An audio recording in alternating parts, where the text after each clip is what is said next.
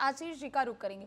आशीष जी देखिए, बांग्लादेश में जो स्थिति है उस पर भारत सरकार की नजर है अपनी, लेकिन एक कड़वा सच ये भी है कि वहां पर हिंदुओं की आबादी 1991 से लेकर लगातार घटती जा रही है। एक समय था जब हिंदुओं की आबादी वहां पर 70% के ऊपर रहा करती थी, ऑलमोस्ट 2/3 ऑफ द पॉपुलेशन वहां पर हुआ करती थी। लेकिन अब की अगर आप स्थिति को देखें, वहां पर 2023 का अगर आप आंकड़ा देखेंगे, लगभग 8% के आसपास वहां की आबादी बच चुकी है।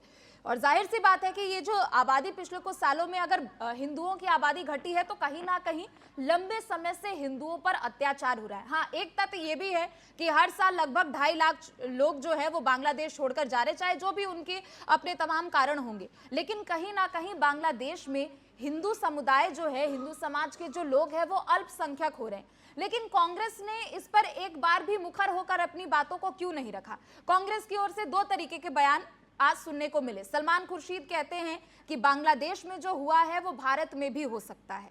आपके मध्य प्रदेश के एक नेता कहते हैं, उनकी तरफ से कहा जाता है कि भारत अब अगला नंबर होने वाला है। पाकिस्तान का उन्होंने एग्जाम्पल दे दिया, श्रीलंका का भी एग्जाम्पल दे दिया, हालांकि वहां की गतिविधियां थोड़ी अलग होगी, लेकिन बांग्लादेश में जो हुआ उसका भी एक उदाहरण देते हुए उन्होंने कह दिया कि भारत में ऐसा हो सकता है। तो जो आप लोग यहाँ पर इतना आंसू बहाते हैं, इतना रोना रोते हैं अल्पसंख्यकों के लिए, तो वहां के लोगों के लिए आप लोग डबल स्टैंडर्ड क्यों राजनीति करने लगते? वहां के लोगों के लिए मुखर होकर क्यों नहीं बोलते आप? देखिए, आपने जो सवाल खड़े किए उन सभी प्रश्नों का मैं उत्तर दूंगा। बिल्कुल। राहुल गांधी जी ने जब प्रधानमंत्री जी और गृह मंत्री जी के द्वारा मीटिंग बुलाई गई, उस मीटिंग में राहुल गांधी जी ने तत्कालीन प्रश्न देश के विदेश मंत्री को पूछे कि इस परिस्थिति के कारण भारत के सीमावर्ती इलाकों में और विशेष तौर पर दो देशों के मध्य अंतरराष्ट्रीय संबंधों के ऊपर इसका क्या प्रभाव पड़ेगा। दूसरी बात राहुल गांधी जी ने कही कि बांग्लादेश की वर्तमान स्थिति के हालात क्या है, किस प्रकार से बांग्लादेश को देखा जा सकता है। अब भारतीय राष्ट्रीय कांग्रेस पार्टी हिंदूवादिता की आप बात कर रहे, हम कदापि राजनीति नहीं करते। यह समय है बांग्लादेश में निवास कर रहे हमारे भारतवासियों के पक्ष में निर्णय लेने का, उनके हितार्थ में सोचने का और विचार मंथन करने का। भारतीय राष्ट्रीय कांग्रेस पार्टी का पक्ष एकदम स्पष्ट है कि बांग्लादेश में जो भी भारतीय मूल निवासी निवास कर रहा है, उनकी सुरक्षा की जिम्मेवारी भारत सरकार की होनी चाहिए। उसमें हिंदू या मुसलमान को देखना भारतीय राष्ट्रीय कांग्रेस पार्टी की ओर से कदापि स्वीकार्य नहीं है। यह बात आपकी बिल्कुल स्पष्ट है कि बांग्लादेश में हिंदू जनसंख्या लगातार कम होती जा रही है, जो कि एक चिंता का विषय है।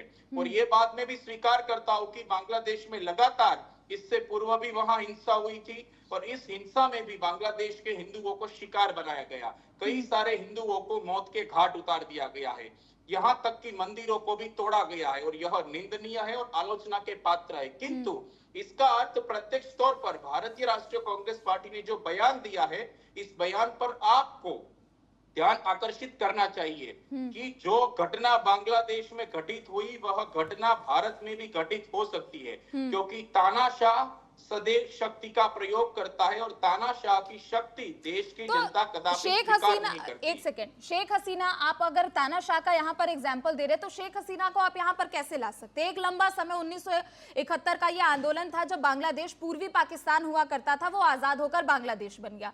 जब वहां पर वो आरक्षण की व्यवस्था वहां पर शुरू से लागू थी, आरक्षण का फायदा तो सभी लोग वहां पर उठा रहे थे, लेकिन कहीं ना कहीं अब ये आरक्षण की व्यवस्था को अगर खत्म करने के लिए भी किया गया तो ये 2018 से किया गया। 2018 से भी लेकर यहाँ पर हिंसा हुई है, लेकिन आप ये समझिए कि पिछले कुछ दिनों में अभी तक तो वहां के कोर्ट का फैसला भी नहीं आया है, फैसला सुरक्षित रख लिया गया है।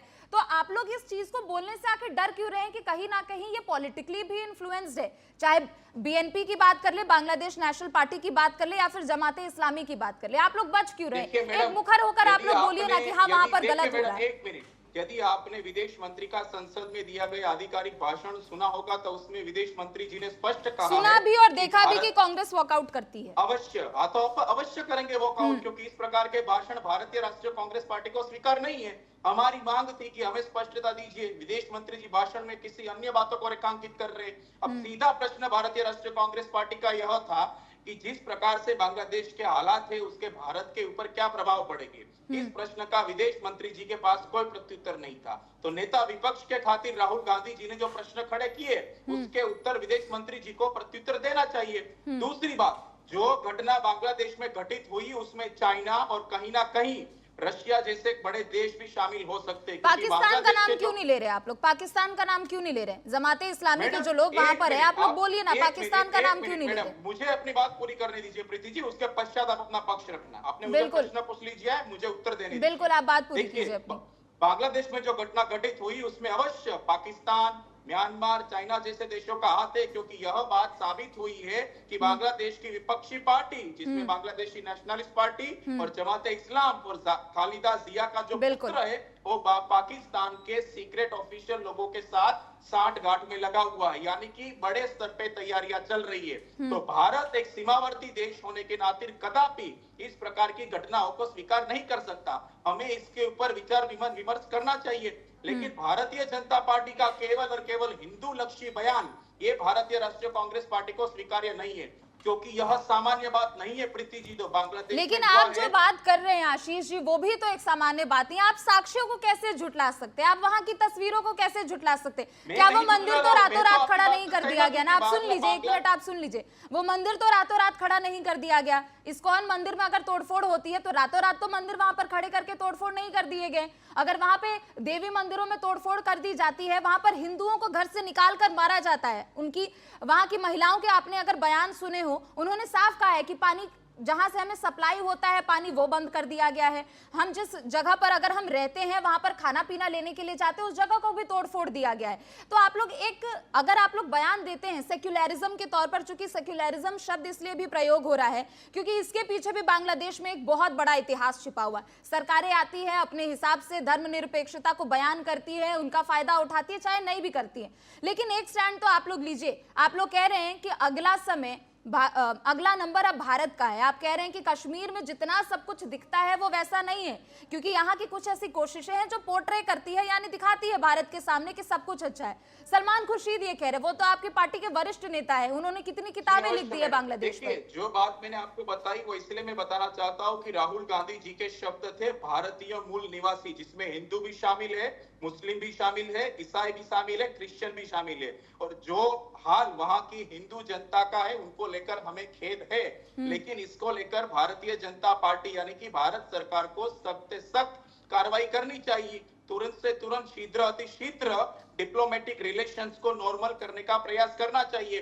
और हमारे भारतीय राष्ट्रीय कांग्रेस पार्टी का बयान इसलिए इस प्रकार का था कि इस प्रकार की घटना हिंदुस्तान में हो सकती है, क्योंकि आपको पता होगा 1971 में शेख मुजीबुर रहमान प्रधानमंत्री जी बने थे। 1975 में पूरे परिवार की निर्मम हत्या कर दी गई। शेख हसीना जी उस समय जर्मनी में थी, इसलिए वो बच गई। उसके पश्चात भारत आई और बांग्लादेश की प्रधानमंत्री बनी। यही साल देश के हिंदुस्तान का है। वर्तमान में देखिए नरेंद्र मोदी जी की सरकार एक तानाशाह सरकार है, और मुझे यह कहने में कोई शर्म नहीं है कि नरेंद्र मोदी जी तानाशाही व्यक्ति है। डिक्टेटरशिप की जो सीमा होती है वो पार कर चुके हैं। ठीक है, राजेश जी इस पर जवाब देंगे, फिर उसके बाद मैं आपके पास लौटूंगी आचार्य प्रमोद मिश्रा जी। राजेश जी जल्दी से उनका उत्तर दे दीजिए, शायद कॉल कट गई उनकी। राजेश जी आप तक आवाज पहुंच रही है मेरी? चलिए ठीक है, मैं आपके पास लौटूंगी। प्रमोद मिश्रा जी, अभी जो स्थिति बनी हुई है बांग्लादेश में, उनको आप भी देख रहे होंगे और वहां से कई ऐसी तस्वीरें निकल कर आ रही है, चाहे मंदिरों में तोड़फोड़ की हम बात कर ले, वहां के इस्कॉन के भी अध्यक्ष ने, उनकी तरफ से भी बयान आया था कि उनको नाम पूछ पूछ के उनको निकाला जा रहा है, तोड़फोड़ वहां पर किया जा रहा है और हिंदुओं पर एक संकट वहां पर गहराया हुआ। और उसमें कोई दो राय नहीं है कि 1951 से लेकर जब वो पूर्वी पाकिस्तान हुआ करता था और अब जब ये बांग्लादेश हुआ करता है 1971 के बाद, हिंदुओं की आबादी लगातार वहां पर घटी है। कभी 2/3 की आबादी वहां पर होती थी, अब तो 1/3 से भी वहां पर आबादी कम हो गई है। हर साल 2.5 लाख से ज्यादा लोग बांग्लादेश से पलायन कर रहे हैं। बिल्कुल प्रीति जी, जिस तरह से घटनाएं देख रहे हैं, मन तो बड़ा द्रवित है, मन बड़ा दुखी इस बात को लेकर के। और एक अभी चर्चा मैं सुन रहा था आपके माध्यम से, जो कि सलमान खुर्शीद का कह रहा था कि हाँ ये भारत में होना है। फिलहाल मक्खन को कैसे भी लगा लो, वो स्पष्ट दिख जाता है कि हाँ ये लगाया जा रहा है, अलग से लगाया जा रहा है। इन लोगों की बयानबाजियां ये प्रीति जी आज की नहीं है। आप बहुत सारे ऐसे डिबेट देख लेंगे, बहुत सारे ऐसे बयान देख लेंगे, बहुत सारे ऐसे जो है सुन लेंगे इनके बारे में बातें, तो हमेशा विशेषकर हिंदुओं के, सनातनियों के खिलाफ ही बयान दिया है, खिलाफ ही गए, चाहे वो किसी भी देश को लेकर के हो, चाहे यहाँ को, चाहे वो पाकिस्तान की बातें हो पुरानी, वहां भी कहीं ना कहीं हिंदू जो है कम ही हुआ है। और यहाँ पर देखिए तो यहाँ पर मुस्लिम बढ़ा है। अभी पीछे हम लोगों ने डिबेट किया था, उस पर चर्चा भी हुई थी कि यहाँ पहले की अपेक्षा आज की स्थिति है कि यहाँ हिंदू कम हो गया है, मुस्लिम बढ़ा है। तो ये कहानी जितने भी बयान देने वाले लोग होते हैं, इनको अंदर से पूरा प्री प्लान होता है कि हमें क्या बोलना है, क्या करना है, आगे प्लानिंग क्या होती है, सब पता होता है, अच्छी तरह पता होता है। और कहीं ना कहीं ये दुर्भाग्य है हम सबका, हम हिंदुओं का भी दुर्भाग्य कि हम लोग आपस में जातियों में, विचारों में कहीं कहीं बटे हुए हैं। आज भी इतना कुछ देखने के बावजूद भी हम पीछे जो चाहे 2019 की दिल्ली, पूर्वी दिल्ली घटना हो, चाहे बंगाल घटना हो, चाहे मुजफ्फरनगर घटना हो, चाहे बुलंदशहर की घटना हो, ये सब हम देख रहे हैं। यहाँ तक कि पीछे भी 3-4-5 महीने पहले हरियाणा के, दिल्ली सटे हरियाणा के नूह की घटना हो, ये हम सब देख रहे हैं। देखने के बावजूद प्रीति जी, हम जो है पता नहीं कौन सा चश्मा लगा के बैठे हुए हैं, जो हमें सबको देखने के बाद हम अनदेखा कर देते हैं। तो ये कंडीशन जो कहा गया कि हाँ ये भारत में भी होगा या होने वाला है, ये कहीं ना कहीं वो प्लान है उनका। वो आपको ये नहीं कह रहे कि ऐसा हो सकता है, वो बता रहे हैं आपको कि हाँ हमारा प्लान है, ऐसा होगा, ऐसा हम करेंगे। ये कहानी वहां भी, जो कि बंगाल में आपने देखा, तो ये बहुत पहले की चीजें जो कि प्लान चल रहा था, वो चुन चुन करके कि हाँ से पूछते हैं कि आपका नाम क्या है, आप कौन हैं, इसके बाद चाहे घर जलाना हो, चाहे उनको मारना हो, प्रताड़ित करना हो, उनकी दुकानें जलानी हो, उनको नष्ट भ्रष्ट करना हो, चाहे कुछ भी जिस तरह से प्रताड़ित कर सकते हैं वो कर रहे हैं। देखिए सिर्फ नाम पूछ करके, ये नहीं कि अगर आप मुस्लिम हैं तो आपको नहीं कुछ किया जाएगा, अगर आप हिंदू हैं तो किया जाएगा। तो ये चीजें प्रीति जी, हमारा दुर्भाग्य है कि हम सनातनी हो करके भी इनका साथ दे रहे हैं, ऐसे जिहादियों का साथ दे रहे हैं, ऐसे आतंकवादियों का साथ दे रहे हैं। ये कहानी भारत में भी प्रीति जी हो रही है, और कहीं ना कहीं आने वाले समय के लिए दुखदाई है। ये सत्य है। जो नेता लोग ऐसा बोल रहे हैं कि हाँ ये होने वाला है, तो कहीं ना कहीं वो अपना प्लान बता रहे हैं, वो आपको सूचना नहीं दे रहे, अपना प्लान बता रहे हैं कि हाँ ऐसा हमारा प्लान है, ऐसा हम कर रहे हैं और ऐसा हम करेंगे। जी प्रीति जी। बिल्कुल प्रमोद मिश्रा जी, चूंकि देखिए अभी जो वहां की स्थिति लगातार बनी हुई है, भारत सरकार अपनी भी नजर वहां पर बना के रखे हुए है कि ज्यादा से ज्यादा लोगों को कैसे निकाला जाए। लगभग 17,000 छात्र वहां पर हैं और धीरे धीरे करके सभी को निकाला भी जा रहा है वहां से। आशीष जी कुछ कहना चाहते हो, उसके बाद मैं अगला सवाल आपसे लूंगी। प्रमोद जी।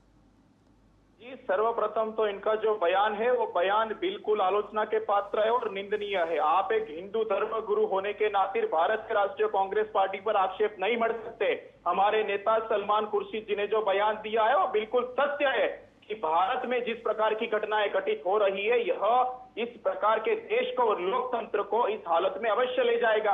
और आप किस आधार पर मुझे बता रहे हैं? इस लोकतंत्र का हिस्सा तो आप भी है ना आशीष जी। एक सेकंड नहीं, एक सेकंड, आप पहले सुनिए उसके बाद आप बोलिएगा, आप पहले सुनिए उसके बाद बोलिएगा। तो उस लोकतंत्र का हिस्सा तो आप भी है ना, तो इस हिसाब से तो आपको भी तो रहना चाहिए आराम से। तो उस लोकतंत्र का हिस्सा तो आप भी हैं। नेताओं को पता है कि यह पूर्व नियोजित है। हमारे भारतीय राष्ट्रीय कांग्रेस पार्टी ने लोगों ने देश को आजादी दिलवाने में खून बहाया था। वीर सावरकर की तरह अंग्रेजों से माफी नहीं मांगी थी। ये वीर सावरकर के वर्ड कर दिया लोगों ने। अगर 2014 में अगर आप आजादी तक जाएंगे, अगर आप आजादी तक जाएंगे तो आपको ये भी स्वीकार करना पड़ेगा कि देश का विभाजन भी हुआ था, तो उस समय कांग्रेस भी थी। अगर आप तथ्यों को देखेंगे तो आप वही बात हो गई ना कि जो मीठा मीठा है वो गप गप ले लिया, कड़वा कड़वा जो है वो तू तू कर दिया। ये चीज नहीं हो पाएगा ना, लेकिन इस पर कहीं ना कहीं एक स्टैंड लेने की जरूरत है। सलमान खुर्शीद, मुझे केवल एक प्रश्न का उत्तर दे दीजिए, मुझे एक प्रश्न का कि जिस पार्टी के जिसमें जवाहरलाल नेहरू की बात हो, यहाँ तक कि राजीव गांधी, इंदिरा गांधी जिन्होंने अपना लहू बहाया, वो लोग क्या देश के खिलाफ कॉन्स्पिरेसी रचेंगे? आप सोच सकते हो किस प्रकार का बयान दे रहे हो कि भारतीय राष्ट्रीय कांग्रेस पार्टी के सलमान खुर्शीद नेता इस प्रकार का बयान दे रहे, यानी कि वे पूर्व नियोजित है। आपको माफी मांगनी पड़ेगी क्योंकि इस प्रकार का बयान हमारी पार्टी को स्वीकार नहीं है और हिंदुस्तान में इसलिए ऐसी घटना घटित हो सकती है क्योंकि लोकतंत्र नहीं रहा है। सुप्रीम कोर्ट बहुत सारे ऐसे एक एक करके के बहुत सारे नेताओं के बयान आप बहुत ध्यान से सुन लीजिए, समझ लीजिए। ऐसे नहीं, आप मेरा पर्सनल नंबर ले लीजिए, आपको इतने वीडियो भेज दूंगा मैं, जो कि कहीं ना कहीं हिंदू खिलाफ ही उगलते हैं, जहल उगलते हैं। सर क्या बात करते हो? ठीक है, एक एक पार्टी में हो, आपका कर्तव्य बनता है कि पार्टी के पक्ष चले, वो अलग विषय है। देखिए मैं उस पर नहीं जा रहा, आपका विषय है, आपका विषय आपको करना चाहिए, आपका कर्तव्य है। लेकिन गलत कर रहे हैं सर, कहीं ना कहीं। सुनिए आशीष जी, सच, अरे वो हार गए, जीत के छोड़ो, वो क्या कर रहा है वो अलग विषय है। आप सच को सुनने का प्रयास करो। अयोध्या से आप लोगों को बाहर निकलने की जरूरत है। मुझे लगता है जितना बीजेपी शोक नहीं मना रही अयोध्या के हारने का, उससे ज्यादा तो आप लोग वहां पर अटके हुए हैं। बार बार अयोध्या, हर चीज में राम मंदिर, अयोध्या मत घसीटिए, तथ्यों पर बात करना सीखिए आप लोग। ठीक है,